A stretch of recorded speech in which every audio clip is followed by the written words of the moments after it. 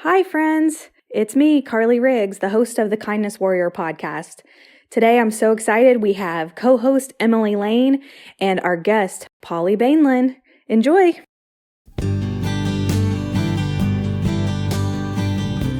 You're listening to the Kindness Warrior podcast, a Down Syndrome of Louisville production, serving locally, sharing globally.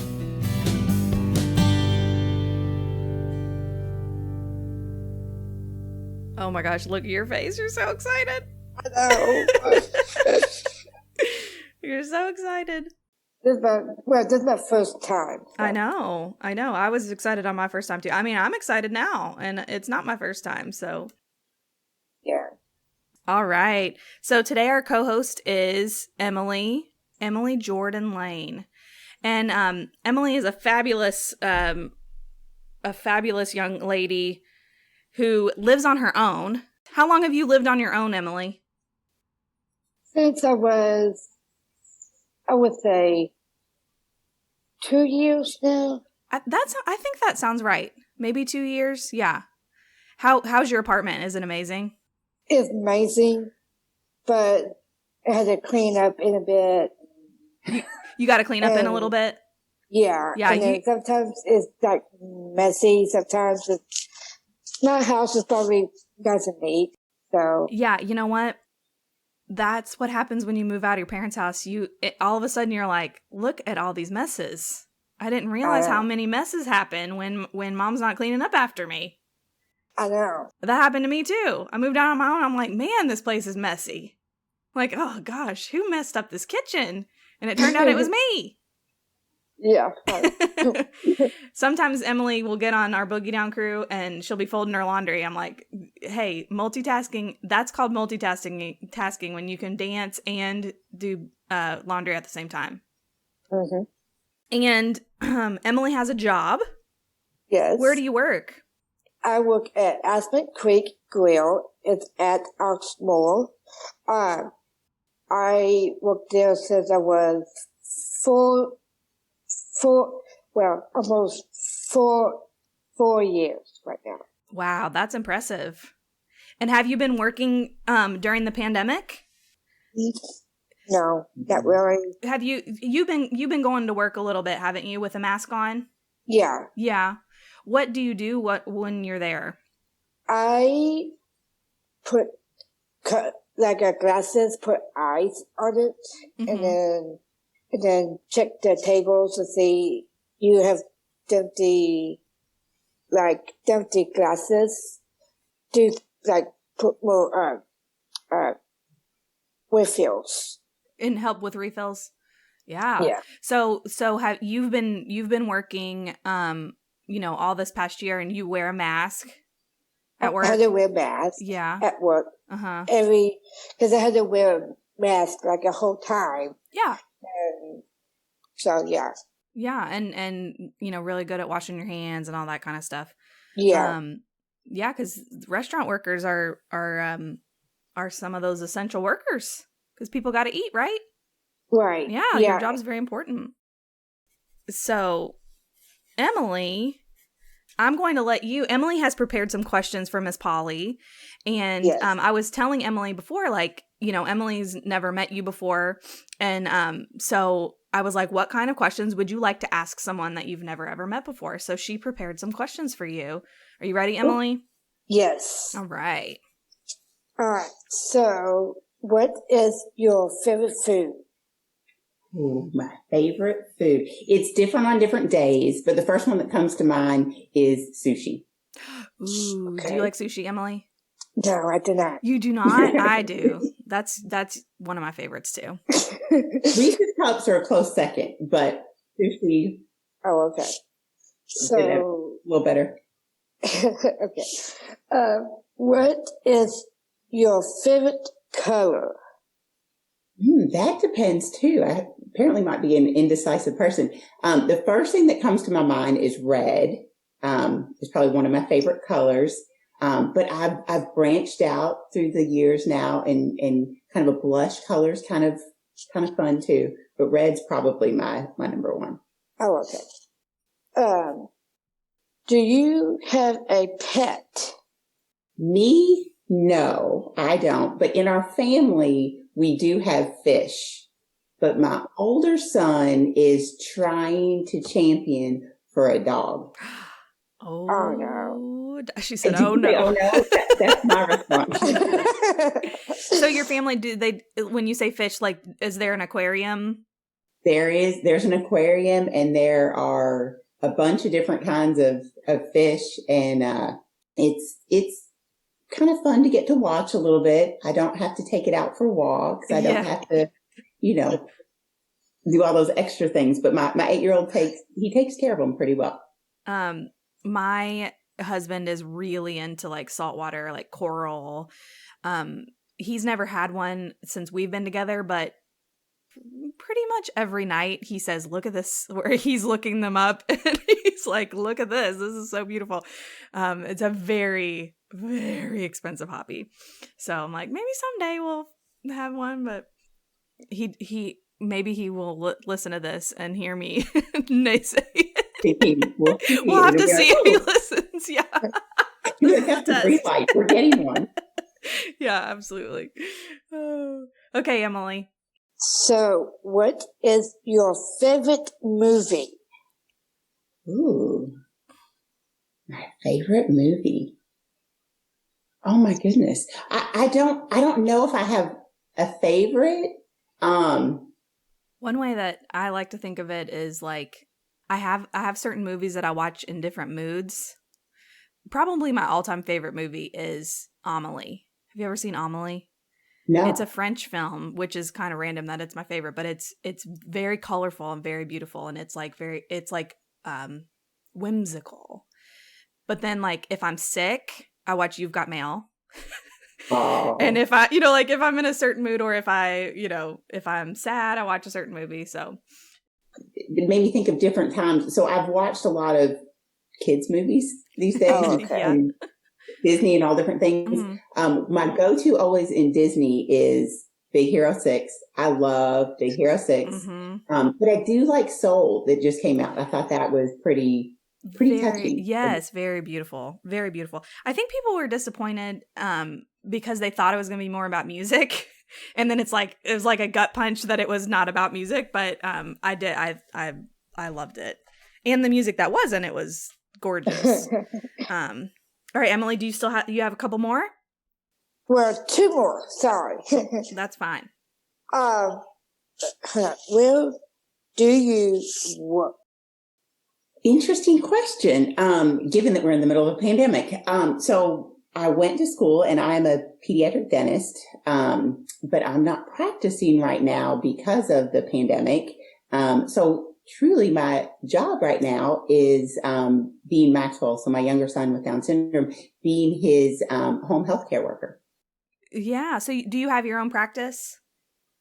I don't. I have a little bit longer of a story, but I have spent my whole career in access to care, but helped to support across the U.S. focus on access to care. So a lot of kiddos utilizing Medicaid benefits for care, and then transitioned out of that, and more recently was working in the schools. So a lot here in Jefferson County, but in Kentucky in the schools where kids either didn't have a dentist or struggling to find a dentist, and providing care for those kiddos. And so as we kind of get through the pandemic, we'll see where my future. Wow, that's really cool.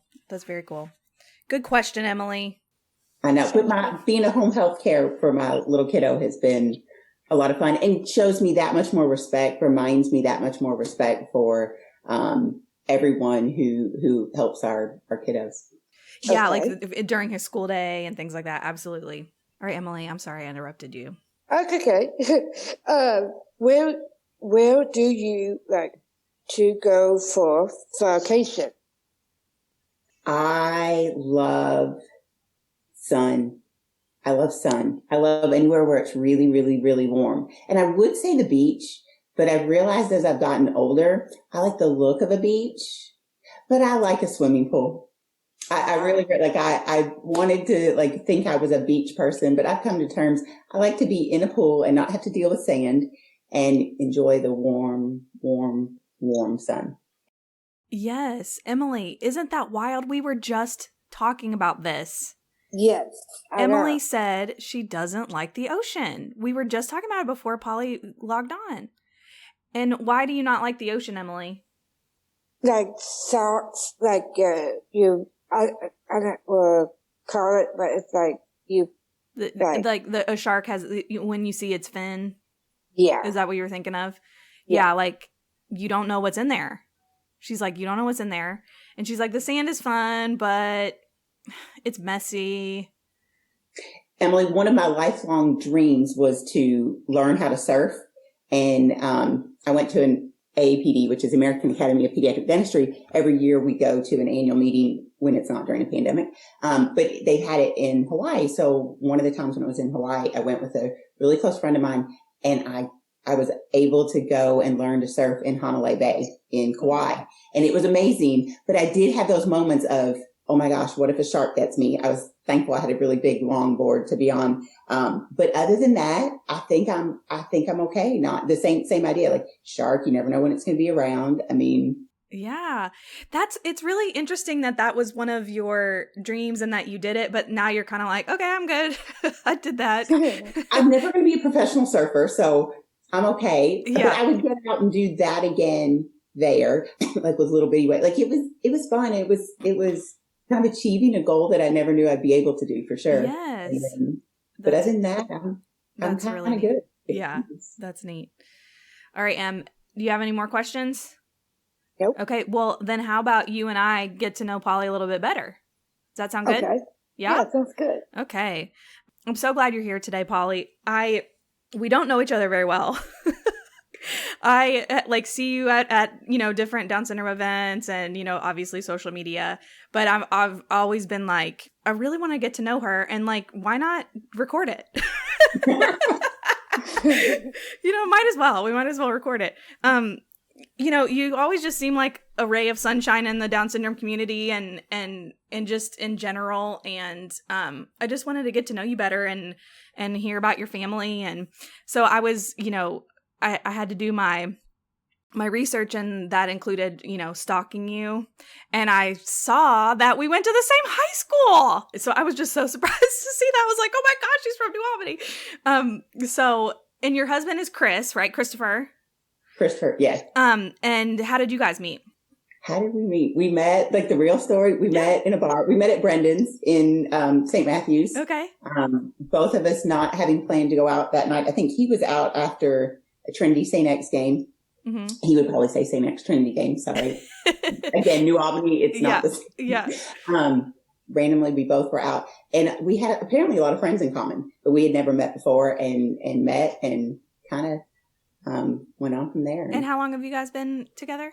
This year in July, it will be 10 years we'll have been married. Oh my gosh.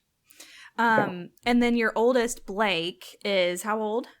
He's 8. He's 8. And then Maxwell is 6. Maxwell is 6. Okay. So we talked a little bit about your your job as a dentist, as a pediatric dentist. Do people know that, do people in the Down syndrome community know that you're a dentist? Because I feel like you would be fielding questions constantly.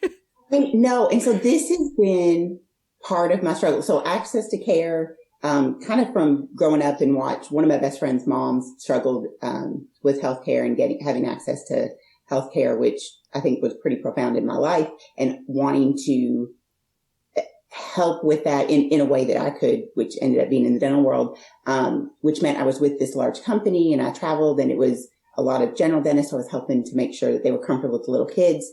But so early on when I was here and people initially started to ask, I never knew if I was going to be in town or not. I never knew exactly when I was going to be in the chair. When can I see you? Hey, just make so I've never really been able to say, hey, come see me. Like I'm right here. So I don't necessarily megaphone that out. Yeah. But when people have a question, sometimes I'll throw in from my perspective as a pediatric. Right. Sure. Yeah. So I kind of, that's also when I talk about a bucket list or like a dream list of things I want to do, that has factored into maybe my future. Maybe we'll see. Mm-hmm. Well, and you probably have a little list somewhere of recommendations of people that you would send people to or whatever if they were to ask. I know that we keep those lists. You know, parents ask a lot, who do you recommend and who do you not recommend? That's even more important.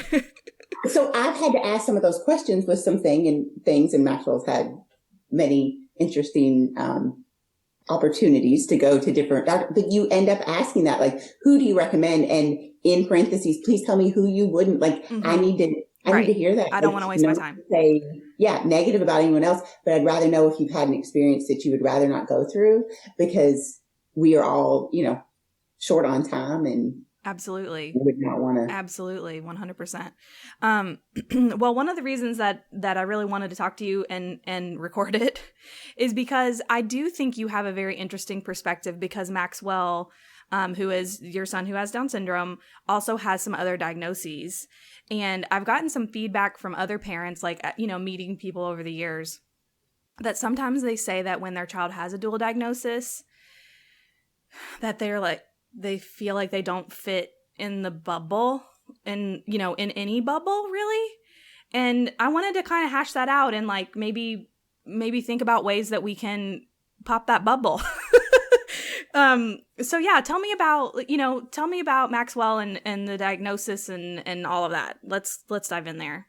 Right there. So he was born obviously with Down syndrome.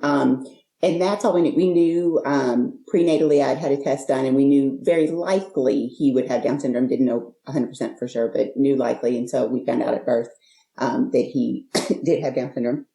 We also found out that he had congenital cataracts. And I knew from my, pediatric dental world that there was likely some vision and hearing things that might go along with the diagnosis. Did not anticipate the congenital cataracts. And then he also failed his newborn hearing screening.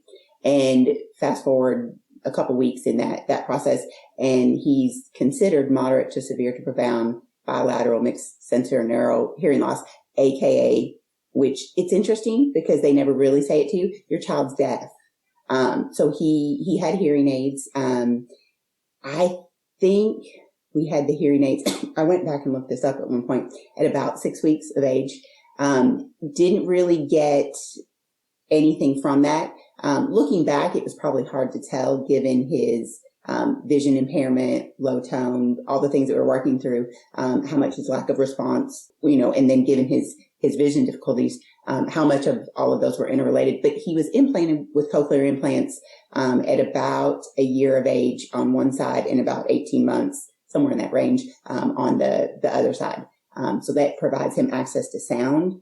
But we don't know anyone else in our community that also, has Down syndrome, but also has cochlear implants. And then his vision impairment, he had his cataracts removed at 4 weeks and 6 weeks of age. And he went to be implanted at 2 years of age for a lens in his right eye. And there was infection during the surgery. And he ended up with, I can never say the word endophthalmitis. I might not be saying that, but infection during the surgery. And then ended up with from that infection, ended up with a detached retina from it. So he has no vision in his right eye. His left eye does not have a lens. So he wears glasses. So he's considered in the deaf blind community. But I will tell you, he's pretty proficient, especially if he doesn't want to eat something that you might be helping him have. He can grab that spoon and, launch it. So he's accommodated well with the vision that he does have. But he's kind of in that world of lacking some senses and figuring out how to utilize his other ones to help him move forward. And so when you said, like, where do you fit in? I'll tell you, one time at a doctor's office, you have to write down, obviously, their whole medical history. And I got through everything and I was getting ready to hand it in. And I realized, and this was pretty early on, but I realized the one thing I hadn't put on the piece of paper was that he also had Down syndrome. Yeah. Oh, by the way, you might want this part of it too. But it was we spent so much time in the working through the pieces of vision and working through the pieces of hearing, and then some heart things. But luckily, he has really PFO, pain foramen valley. But we haven't had the path of a lot of our friends who've had heart surgeries and stuff. So he's done really well on it. But it was like really simple other pieces, but all like the hearing and vision had taken up so much of our time. And there was a group in the hearing community, Pipsqueaks. And so we were going to those. We didn't really have much in terms of vision, opportunities to get to know people. But it was kind of like that with all the other doctor's appointments. We went to a few things with Down syndrome Louisville, and Jenny Kimes was our First Steps provider, who has still continued to be a phenomenal resource. And then with the walk, I mean, the walk is so amazing, getting to know people. And then even the Facebook pages, you start to kind of know people, but then you're like, oh my gosh, I know their kid. And you run into them and say, I know you're who goes with but who goes with who? Yeah. Yes. Yeah, so, absolutely. That definitely happens. That happens all the time with me, where I'll recognize the child first, and then I'm like, oh, you guys go together. You two go together. So I actually have been, just like everyone else in this pandemic, I've joined TikTok, and I spend way too much time on TikTok, but I've been following a lot of different disability advocates. And I need to look up her name, but there is a gal on there who's a brilliant advocate, and she is blind. And she, I feel like she said she went blind 7 years ago. So she was sighted until she was like 17 or something, and then she went blind. And I've learned so much from her videos, and they're like little bitty short things, you know. But one of the things that was really interesting is that her fiance made a little video that tried to show people what she sees, and it was like little flashes of light. It was all black, but then it had little flashes of light, and then up in the corner it said, this is what you would see and this is what I would see, you know. So I'm curious if you've ever been kind of shown what Maxwell actually sees. Has anyone ever really described that to you? So I've asked that a lot, because so early on, when he had, up until 2, he had both lenses removed. And, you know, you take your child home at 4 weeks and 6 weeks, and they're like, you know, put glasses on. And it's like, okay, he's tiny and low tone. So let's talk about glasses. So they, you know, we go and get glasses and bring them home. And finally I had to take him into the doctor's office and be like, this doesn't work. Like, these glasses are not like, so we went down the path of contacts. So he wore, my husband and I, neither one of us wear contacts. So we put contacts in on a little bit, which probably in some ways was better, because we didn't have preconceived notions of what things might be like. So we just went after it and did it. And at the daycare, they were also very helpful at helping at times. But so I think it was Dr. Lahaki who asked me one time, like, what can you see when he doesn't have them on? And it's like, nothing. I mean, I don't know. I mean, we always keep them on. Like, I need to give him vision. So I always had these things on. As he had the surgery and lost vision in the right eye, like trying to ask and learn and understand, like, what does that mean in this eye without a lens? Because I don't know how we're going to ever touch this eye if, I mean, he can't see out of this eye. And so they'll put a lens in front of your eye to kind of show. So in the eye that doesn't have a lens, it's just not clear. So when he wears glasses, you know, things kind of within 2 feet here are pretty in focus. He started to, you know, if we're playing, you know, a game of putting things in the fishbowl or whatever it might be, and putting, you know, a toy further across the room, I mean, he'll go get it. So he's having vision further across. And you look at, I don't know if you've ever had an eye injury. I've had a cornea lacerated and stuff. So I've had to wear a patch before, and like just your depth perception, I expect that to be more of a struggle for him, but it's interesting to watch. He doesn't have, again, his brain must have accommodated. And one of the eye doctors that we were talking to is, you know, you can see a painting on a wall that's obviously just 2-dimensional, but it looks 3D. So his brain has been able to somewhat map out how, like, depth for him. I don't know. It's been interesting.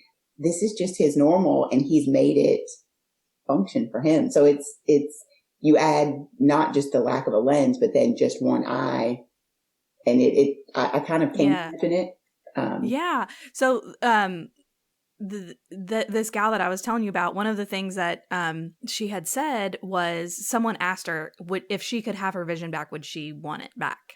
And she said, obviously, when it first happened, 100% I would have, she's like, but now that I have had no vision at all for 7 years, I don't think I would be able to go back, because she's like, I'm so used to this now.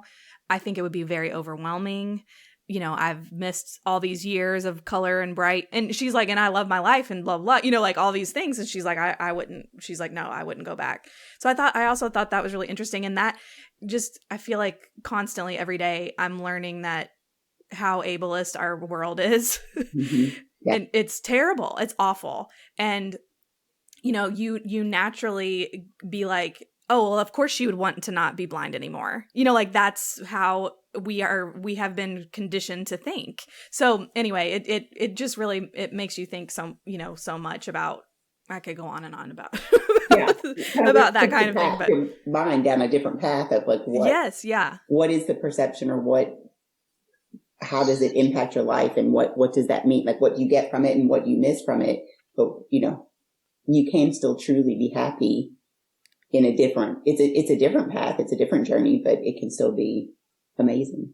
Yes, 100%. Well, it's just like Emily here.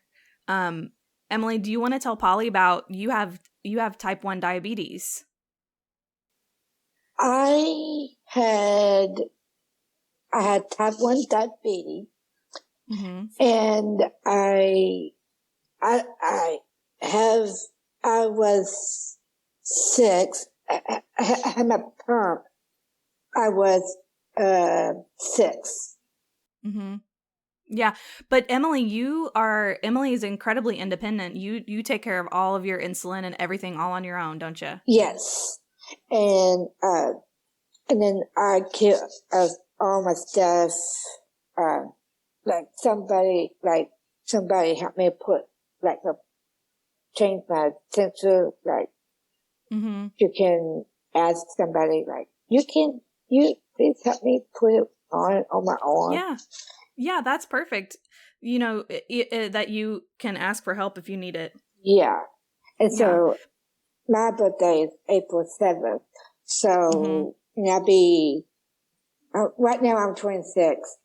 And then just coming up this year, I might be 27. Yeah. So that's a lot of years that you've been, taking care of yourself but type 1 diabetes doesn't make you any different than anybody else, does it?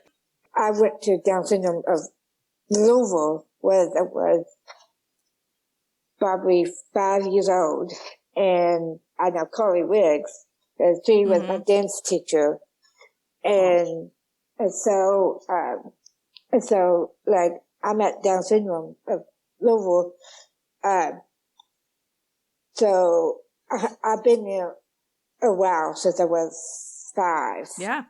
Yeah. That's awesome. That's great. So, well, yeah. Emily, you ready to ask Miss Polly some more questions? Yes. Well, I'm going to ask her some more questions. Oh, go ahead. Well, I mean, you can write some more questions if you want. I'm good. She's like, no. Okay. So one of the things I wanted to ask, just so that our listeners can kind of get a glimpse into the day of a life of a dual diagnosis mom, take me through your schedule in a day. Before the pandemic, so getting Maxwell up, and at that point he was in a crib. So I go in his room, and he's usually standing up, bouncing around his crib, ready to get out. So get up, get him changed, get his clothes on. But with his vision and his hearing difficulties, kind of working through that, every step that we do was an opportunity to see if he's listening, learning to listen, learning to follow steps. So kind of through the pandemic, we've worked a lot on him getting dressed as independently as he can. And, but a big thing in getting dressed in the morning pre-pandemic, as we were working, asking him to give me his left foot or his right foot to get his SMO or his braces on, and getting his shoes on. And then coming downstairs and getting breakfast ready and eating and drinking and working on. So we're 6, but we're still working on learning to chew and to eat and to hold his cup himself and drink from it. And then he would head off to school. And spend time there. Depending on what day it was, we may or may not go to therapies first. He's still in quite a few therapies, and then picking him up after school, and then coming home to eat dinner and play with his big brother, and just finding what he's enjoying, and then utilizing that to work on another skill, and getting ready for bath time and getting ready for bed.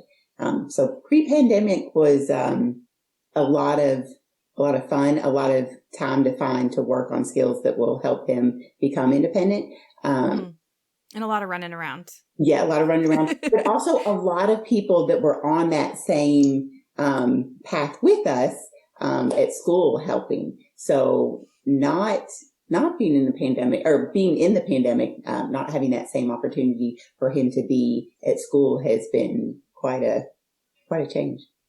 Have you seen a difference in Maxwell, like not seeing all these extra people? Let's say at school, he's got this sport. Can you tell, like, has he been kind of bummed out about that, or is he a homebody? Does he like being home? So he developmentally is so much younger. He still was at the point of, for a big part of it, playing independently, kind of parallel play versus going to other kiddos and play. So through this time, he will seek us out to come and play. So he's grown so much through it. He's been one-on-one with me. I've given that he's, at greater risk for severe disease with COVID. We've really kept him home and done most of our therapy virtual. So he's grown so much through it. It's just been a little bit probably more exhausting on my end because I am the one doing all things. Sure. You are all the therapists. You are speech therapist, your OT, your vision therapy. Yeah. It's you. Yeah. Yeah. Well, and I will say, because they have been also amazing, I'm just their assistant to try to figure out. There you go. Yeah. They have been wonderful at coming up with, creative ideas of what to work on this or how to do that. But doing that all the time, and then trying to be a preschool teacher as well for him. And again, Jenny was so great at helping my mind kind of figure out what should we spend our time on and kind of what path to help him develop the next skills that he needs to develop. Yeah.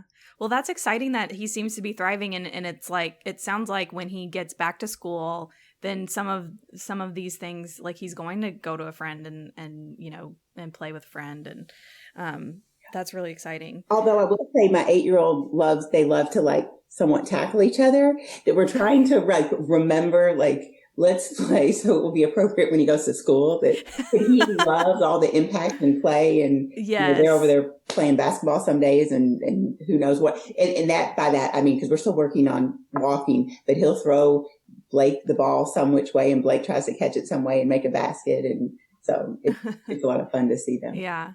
So with all of that in mind, and your day is full with therapy and all of that, so what do you do for yourself? What do I do for myself? I love art. I so enjoy art. So part of what I've taken up tried to get better at, I should say, during the pandemic, is playing with a cricket. Ooh, yeah. My older son, having to wear a mask every day at school, he's lucky to be in person. He loves sports teams. He loves the NBA. So I've been able to be creative with creating some things on his, which probably aren't licensed, so maybe I shouldn't even say that, but creatively put some things on his masks, decorations, some things around the house, getting to play with that. So anything I can do kind of in a creative or art outlet. So at the same time, when I'm working with Maxwell, like something we might work on, something that we can do with art stuff is sure, like tactile. Yeah, absolutely. So I actually wrote a note here that says, Polly is a ray of sunshine. How do you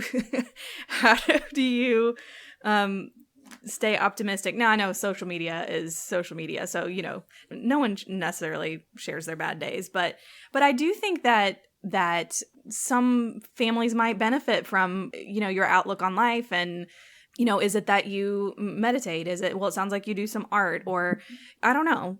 Just tell me kind of. So when you ask kind of about self-care, one thing I've done through these past couple of years is work out a lot. So I've been in a group. I'm not currently right now in the same group, but given the pandemic and not being in person, I've not gone to do that now, but we are, figure out other ways to work out at home.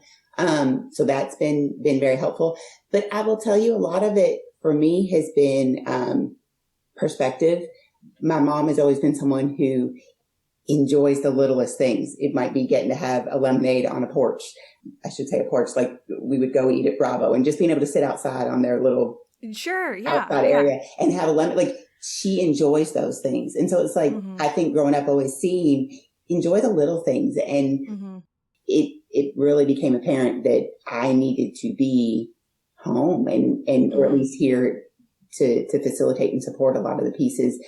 So it's given me the time and the perspective, even to be the parent for Blake that I wanted to be, and to enjoy the little pieces. Right. The little moments are, I mean, they say it all the time, the little moments really end up being the big moments in life, and celebrating what we can do and what, does happen. There are days where it's like, oh my gosh, if he throws more food on me today. Of course. You have those times, but you have those times with your other kiddos too. Like, there are times where, Blake drives me crazy, and where Maxwell drives me crazy, where my husband drives me crazy. Yeah. And you have to let yourself have those moments too. Yeah. That's definitely something I've certainly learned. I mean, I've been at DSL for almost 8 years, and like, I feel that way with my job too. I mean, just the little things and sometimes I'll even think like, sometimes I don't have patience for people that don't have Down syndrome because it's like, I don't know.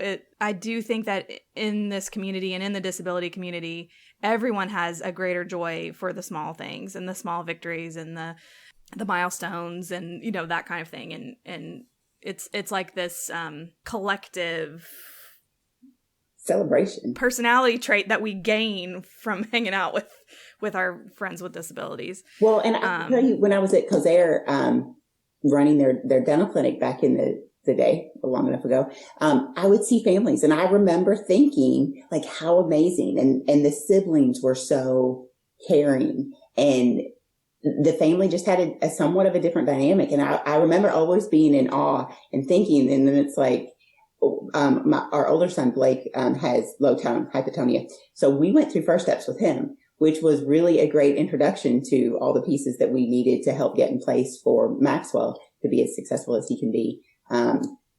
So it really is the perspective. I mean, and I think it was Dr. Lahaki who had said to me, in any family with any child, you may grieve something or mourn something. It may be a diagnosis. It may be a choice in life or a path or something that happens. And so that, even hearing that perspective was like, as much as you can get caught up in any diagnosis, you're going to have fears no matter what. Sure. We all have fears of sharks no matter what, but you're going to have fears of anything. But then it's, looking at your community kind of like in anything. And there are people, I think of Tracy Roach, who I met her son Sam at Mission Barbecue. And, someone who's gone through, do you know Sam well, Emily? Yes, I do. I'm going to have to come visit you at your restaurant. I know. Well, let me tell you about Sam. Yes. Hold on. Hey, Emily, can you let Polly finish her thought, and then you can tell us about Sam? Yeah. That'd be great. We have to go back to Sam. But meeting people that have gone through the path a little bit ahead of you and the things they share in the journey, and trying to navigate those pieces. Maxwell's path has been a little bit different given multiple of the diagnoses and trying to figure out what that is. And there are situations, particularly education, that, the path really isn't laid and the pieces really aren't in place. And sadly, a lot of that is a fight, and very, very frustrating, but it is a fight. But when you hear the encouragement of the other people, or you hear things that other people have gone through and been able to figure out what that path is, and really people like you, Carly, and Downtown Louisville, who maybe we don't know the answer, but everybody's so supportive of go for it. Let's try to find. Yeah, let's find it out. Let's find out. So do you think that, oh, hold on, Emily, I'm sorry. You want to tell us about Sam? Sam will probably be one of our co-hosts soon. Yeah. Of this podcast. Oh, okay. So Sam was it's like my ex-boyfriend. Yeah, you guys dated a little bit? Yeah, and right now I went to my high school prom. He had to take me to my high school prom. So you guys go way back. That's awesome. You've been friends for a long, long time, haven't you? Yes. Yeah, so yeah, you got really excited when she knows Sam and Tracy. Yeah, and I know Tracy Rose too. Because sometimes. And aren't you and Sam in choir together? Yes. In the Hope Praise Choir? Yes. Cool. That's awesome. Okay, I'm gonna ask Polly some more questions. Is that okay? Go ahead. All right. Okay. So as far as you were just talking about education, do you think that Maxwell will go through the school for the blind, or do you think has he gone to the visually impaired preschool? He did go to VIPS. Uh-huh. We are no longer there. So that he was there through JCPS, through their partnership. And so we went through the IEP process and he was placed at VIPS. In our last IEP meeting, his birthday is in July. And so he would have turned 5. So they were saying he should be in kindergarten. Oh, okay. Yeah. And you're like, no, I'm not ready for kindergarten yet. And so given his visual impairment and his hearing impairment, not even just his Down syndrome diagnosis, it was so clear and apparent. And even on VIP's homepage at that time, talked about they had a 5-year-old program for kiddos that, given just their vision impairment, could benefit from an additional year focused on all of those skills, and which is one of the reasons we decided to go there initially for preschool. So that wasn't offered his year because he would have been the only student. So that whole environment was shocking to me. That you hear IEP, individualized education plan.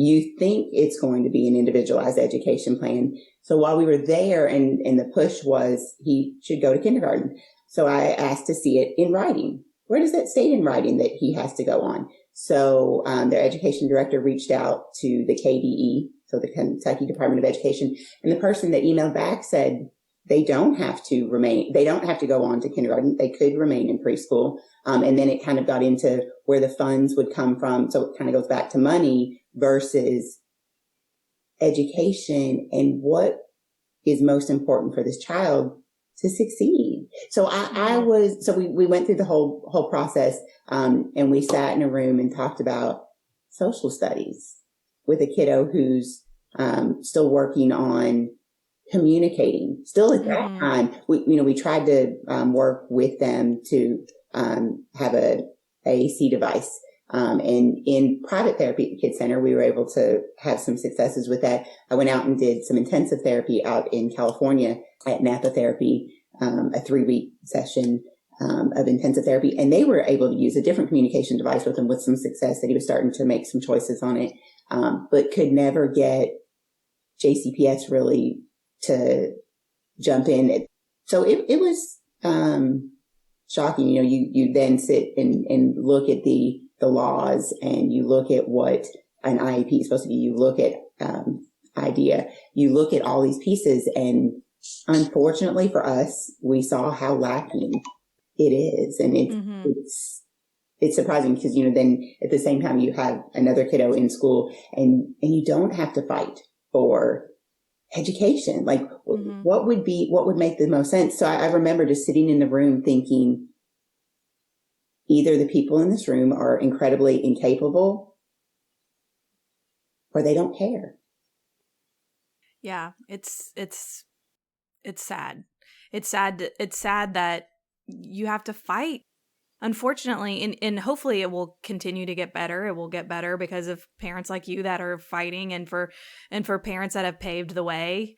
And I've even spoken to Mark Hubler's parents were our very first episode, and Mark is, in his 50s, and you think about the staircase that they built, and but it's still such a climb. And gosh, my husband and I talk about it constantly, like even just calling the cell phone company because they charged you an extra $10. They give you such a runaround because they think you're going to give up.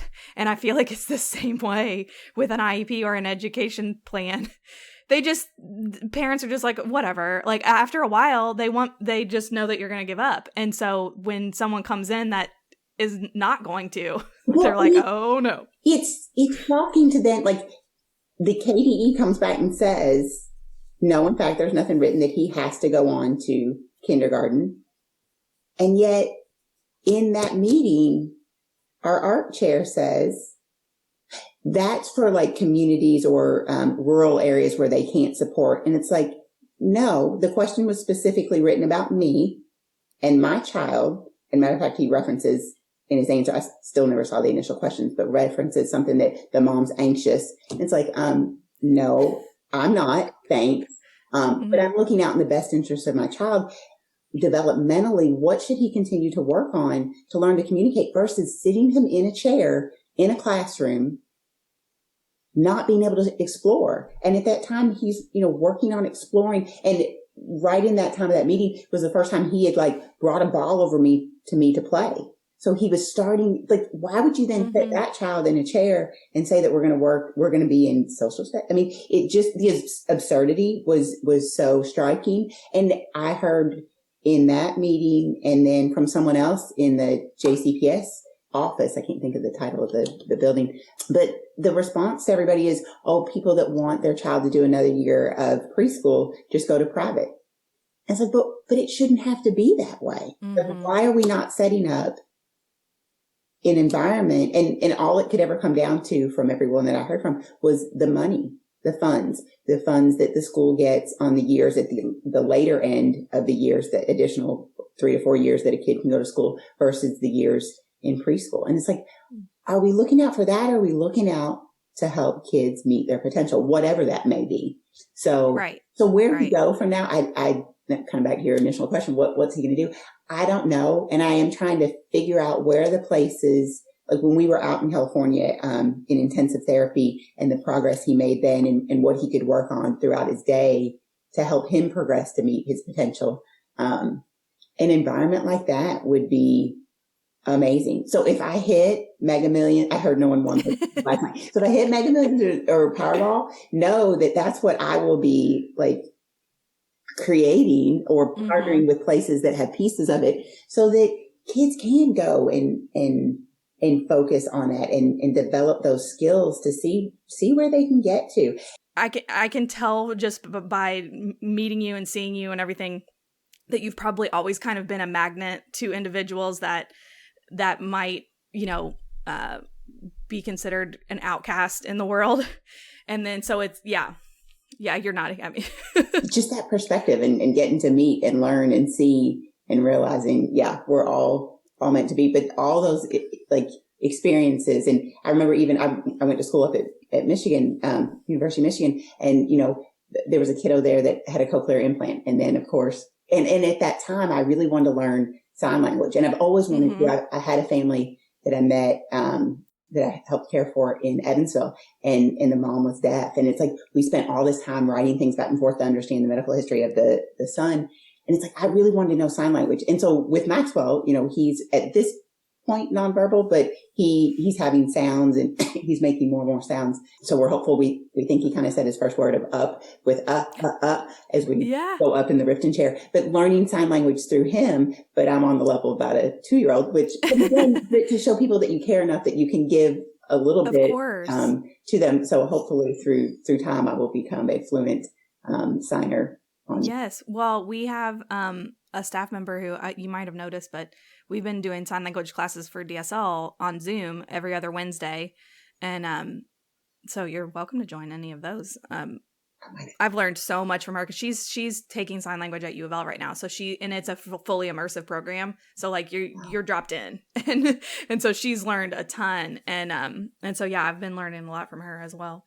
So what advice would you have for other parents who might end up with a dual diagnosis and feel like they don't quite fit in? I think feel it. If that's where you're at and that's what you're feeling, to feel it. And then find those people. I mean, there are always those people. And, it may take a while to find them, but it's like, okay, who in this group do you kind of get and connect with? And who in that group do you kind of get and connect with? And find those people here and there. Because I do think people are a lot more open and do want to connect with you, but I think sometimes it's in that moment, like where you may feel like you don't exactly fit in. Everybody's just consumed in what they're doing. So in that moment that maybe you didn't connect with that person, I think about it sometimes when I'm at, back pre-pandemic, but when we were like, in environments where everybody's all together, and usually at that time, like I'm helping Maxwell, be able to be in that environment. So I can't always listen and hear, and I'm like kind of down on the floor playing whatever, but those people will make that connection with you. And even if you didn't make it the first time, of trying the next time. And sometimes it's on, social media. So as much as, I try to stay present with my kiddos in that, environment when they're up, but sometimes being on there and seeing, sometimes in those groups, you might have this whatever connection with someone else. Or sometimes it feels good, I think, to even help someone who asks a question like, oh, I actually have insight on this, or I noticed that you donated some of Maxwell's shoes to a family who needed some shoes. You know what I mean? Like even those little things is like that makes you feel that connection. Do you think that it happens because we have a longing to find someone who has the exact same experience as us? Do you think that's one of the reasons?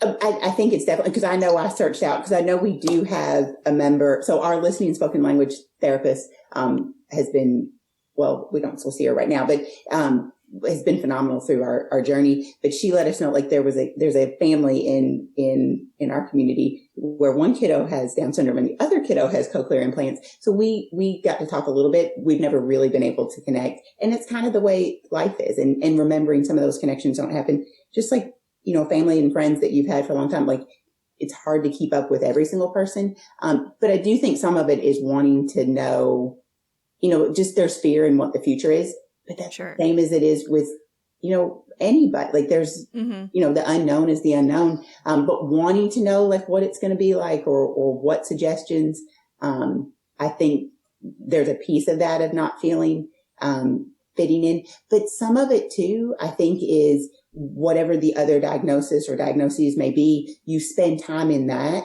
So you don't always have all the Saturdays to be, at the, the toddler group or the little group. So you're not always in every environment. So then sometimes when you walk in new and other people are already kind of friended up, you're kind of like, I kind of feel whatever. But I will tell you, one of the best things that I did, and it goes back to when you said about self-care, two really great things.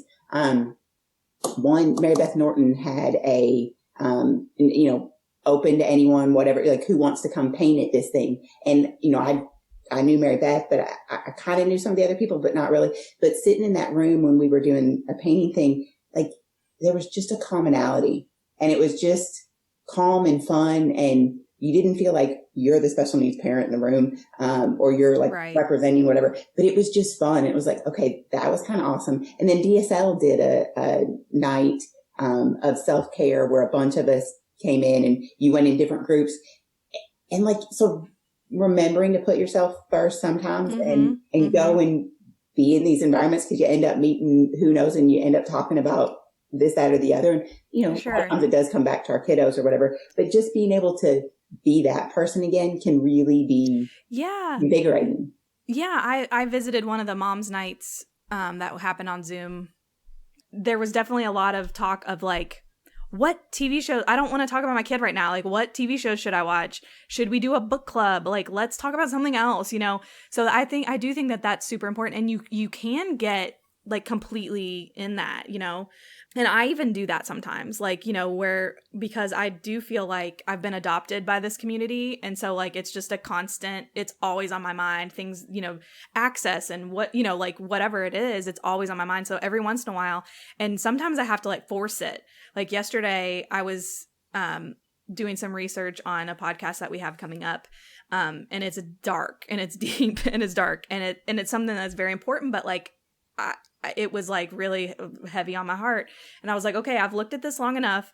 I went over to my puzzle and I put on a book in my headphones and was like, you cannot think about this anymore. You're not allowed to. And so it's like, you almost have to like, sometimes it's almost a forced thing. Yeah. Like forced meditation almost. That's definitely good advice for some of our moms who might be like in it right now, is to just, sometimes you have to like pick yourself up out of it. Yeah. And yeah. And spend some time on you, and it's okay. Like your kiddo is still going to be okay. And probably better for you doing those things for yourself. But also, I mean, I think our community is so welcoming. You know, you will find people, that you do click with. And again, I think everybody's open to, you know, meeting more people and hearing more stories. I wouldn't give up. Like you'll find those people. Yeah. No one, I think the other thing to remember is even if you know, have multiple diagnoses, no one else's path is exactly the same either. Even though there is that like wanting, like, let me hear someone else that has the exact same, you know, anybody else in that room, you know, no one's path is exactly the same. So, right. Right. Well, one thing I've always kind of like latched onto is, you know, our big long mission at DSL. Like, you know, we've got our little mission, support, educate, advocate, but like our big one is to support individuals with Down syndrome at their own level of independence, whatever that means. And it's also easy to, you know, you might look at the general population and be like, my child is not hitting those milestones. But then it even happens in the Down syndrome community or the intellectual disability community, even like where you're looking at those milestones and then you're like, oh, my kid's not getting those either. And so then it's like, you just have to your child is your child, and they're exactly. not. Like just letting go. And there's even that actually in the hearing or in the hearing loss or hearing impairment community, like where, you know, you see all those videos with, you know, cochlear implants or hearing aids, and this kid like suddenly, which is very uncommon apparently. And you have to learn to listen. Like you learn to listen, and then you start to learn, like to like notice where it might be. So there are all these steps and years of work that go into really hopefully being able to utilize access to sound. But that can be hard.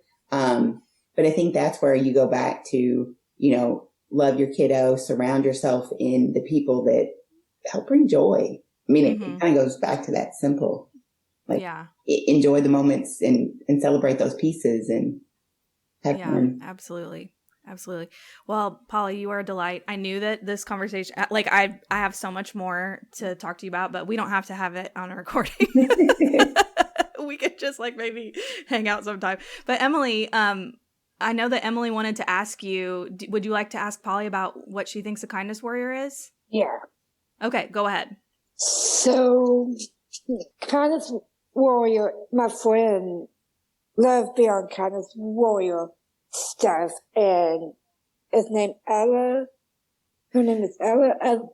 Hang on, it's called Ella Isabella. She talks about kindness warrior. Yeah, so kindness warrior, let me give you a little background. So kindness warrior kind of came up, it was like a weird thing. I'm like obsessed with kindness, and I'm always trying to remind myself to be kind. And so I named my walk team the Kindness Warriors one year, and then people liked the shirts, and then it kind of became a movement, and that's how we got this podcast, this Kindness Warrior. We have the Kindness Warrior Club. We got all kinds of Kindness Warrior stuff. So what do you think a kindness warrior is? It can mean anything that you want. What does it mean to you? What does it mean to be a kindness warrior? Because you good at kindness. You with respect to other people. Respect other people. I love that. And then Yes. sometimes don't be you talk to a strangers, something like that. Don't talk to them. Lock the doors or. Yeah. So that's a way to be kind to yourself, is to be super safe. Absolutely. And then sometimes I do that too all the time. And I love that. And so I was a kind of warrior because I love talking about it. So. Yeah. Yeah, you are a kindness warrior. Okay, so now I'm going to let you ask Miss Polly what she thinks a kindness warrior is. Well, that thing is kind of where I can say it. Because I think I need help. Okay, so Polly, what's your personal definition of what a kindness warrior would be? Well, I love the shirts, and I wear them all the time. I love them. Yay! And I think about it often, but I think a kindness warrior is someone who includes others. Yeah, absolutely. I love it. Well, I really appreciate you joining us today. Emily, you're a rock star. Yeah. Of course. Thank you. Yes. Yes. Maybe sometime you and Polly can get together and talk about how you don't like the ocean. Okay. I won't be in that conversation. I like the ocean. Okay. Look at it. But I will tell you, Emily, you're going to inspire me to boogie while I fold laundry. I have laundry to fold today, so I'm making it too. And I'm going to have Maxwell. Maxwell likes to try to stand up with me, so we'll dance a little in honor of you all while we're folding laundry today. Perfect plan. Perfect. All right, take care, you guys. All right, Thank bye. you. Have fun dancing. Bye. Thanks.